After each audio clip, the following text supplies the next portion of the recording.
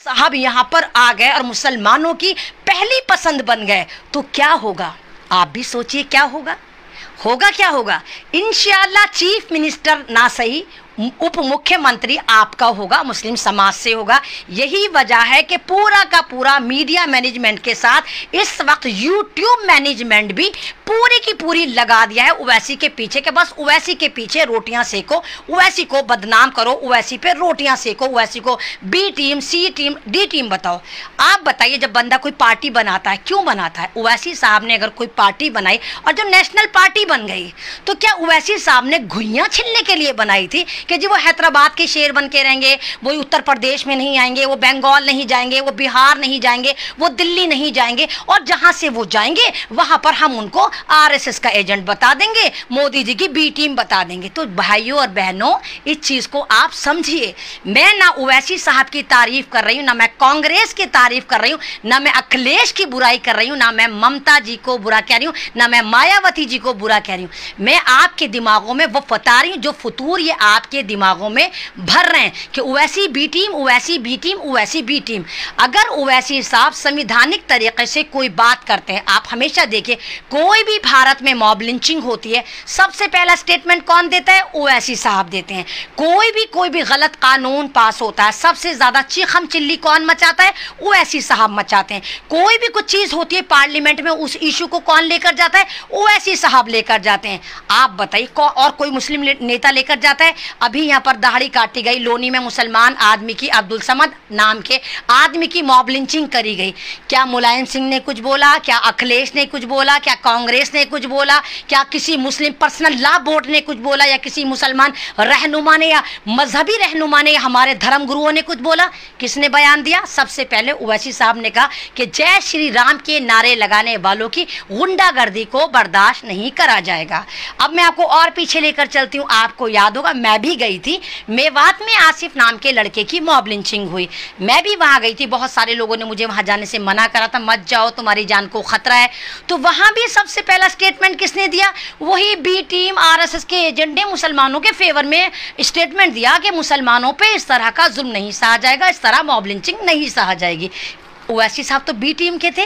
तो ऐसी कैसी बी टीम है कि जब भी मुसलमानों पर जुल्म होता है तो ये बी टीम सबसे आगे आती है, सबसे ज़्यादा मुसलमानों के हक में बोलती है। जब एनआरसी पास हुआ था, लागू हुआ था, तो पार्लियामेंट के इजलास में वो कौन नेता था जिसने एनआरसी का बिल फाड़ा था?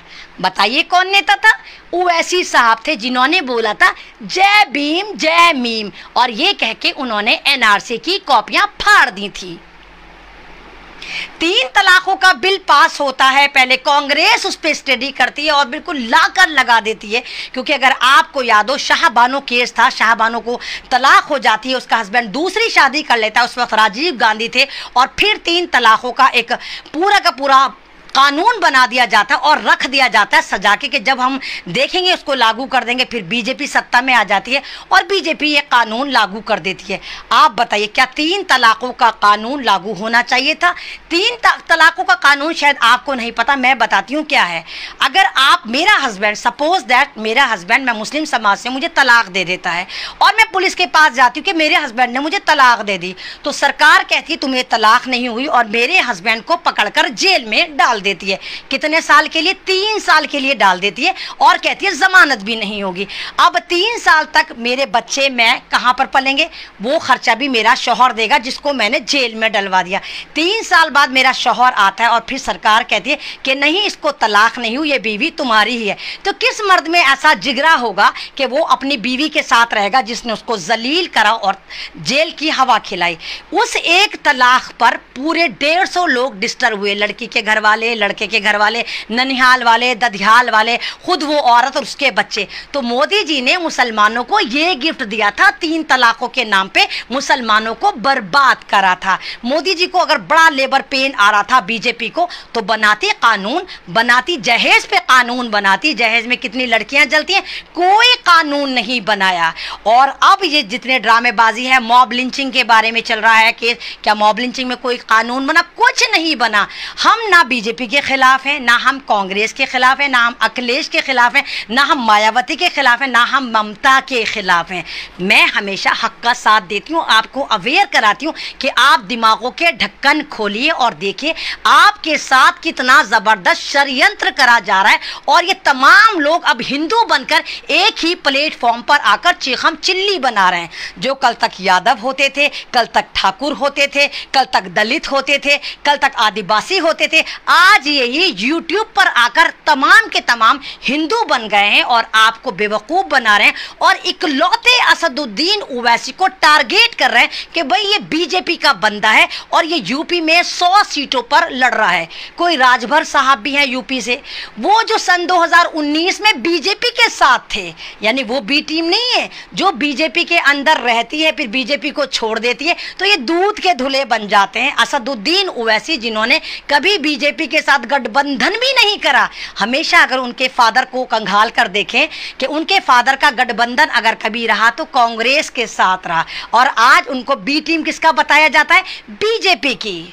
अभिसार साहब एक हैं, बड़ी फैन हूं मैं उनकी, बड़ी इज्जत से उनको सुनती थी, लेकिन बड़ा अजीब लगता है। अभिसार शर्मा एक रिपोर्टर हैं, अपना यूट्यूब चैनल भी चलाते हैं, डिफरेंट चैनल पे जाकर अपने इंटरव्यूज भी सेल आउट करते हैं। तो आजकल वो भी ओवैसी साहब के पीछे पड़े हुए, फरमाते हैं ओवैसी साहब के अकाउंट कंगाले जाएं, उनके पास इतना पैसा आता कहां से है? तो जरा जाकर कोई अभिसार साहब को समझाए कि ये वही हैदराबाद है जहां के नवाब हैदराबाद ने 15 टन सोना सरकार को उस वक्त दिया था जब चाइना से जंग थी 61 या 62 में, और आज तक दुनिया की सबसे बड़ी वालों इलेक्शन है, अभी भी समझ जाओ कि तुम्हारा वोट मोदी के वोट के बराबर है। तुम्हारा वोट वही वैल्यू करता है जो मोदी जी का है, जो योगी का है, जो अखिलेश का है, जो मुलायम का, तमाम लोगों का वोट जो इक्वल है वो भी तुम्हारा भी उतना ही इक्वल है, चाहे तुम झुग्गी झोपड़ी में रहते हो। तो 125 सीटों का जो करनी धरनी है या हिसाब किताब है वो तुम्हारे हाथ में, तुम यूपी की दिशा दुर्दशा दोनों बदल सकते हो। और यही वजह है कि इनके पेट में उड़द चावल पकने शुरू हो गए। हाय अगर ओवैसी आ गया तो कहीं ये 70, 80 या 90 सीट ना निकाले और हमारा घंटा ना बजा दे। जो मुसलमान हमारे लिए दरियां बिछाते हैं, जी हुजूरी करते हैं, कहीं वो कामयाब ना हो जाए। आप देखिए रावण रावण रावण करके एक आए चंद्रशेखर आज़ाद, बिहार गए थे बेचारे, पप्पू को हरवा कर आ गए, अपने आप तो बाद में जीतते। चंद्रशेखर आज़ाद ऐसी पनौती साबित हुए कि बेचारे पप्पू यादव जो बिहार के मसीहा थे, बिहार के लिए इतना खर्च करते थे, ऐसी पनौती साबित हुए कि पप्पू यादव भी अपना एमएलए वाली सीट नहीं बचा पाई। ये तो बात में खाता खोलते। तो क्या यूपी वालों ने सवाल करा कि जब यूपी में दलितों की एक पार्टी ऑलरेडी है नहीं है, मायावती बहन जी, मायावती की इतनी बड़ी बसपा पार्टी है, तो फिर ऐसी कौन सी वजह थी कि चंद्रशेखर आज़ाद की पार्टी बनी? करा आपने सवाल। और तमाम की तमाम बात यह है कि चंद्रशेखर आज़ाद की दरियां उठाने वाले, चंद्रशेखर आज़ाद को शेर बनाने वाले, चंद्रशेखर आज़ाद को फंडिंग करने वाले आप ही बेवकूफ़ मुस्लिम समाज के लोग हैं जो चंद्रशेखर के आगे पीछे दुम हिलाते फिरते हैं।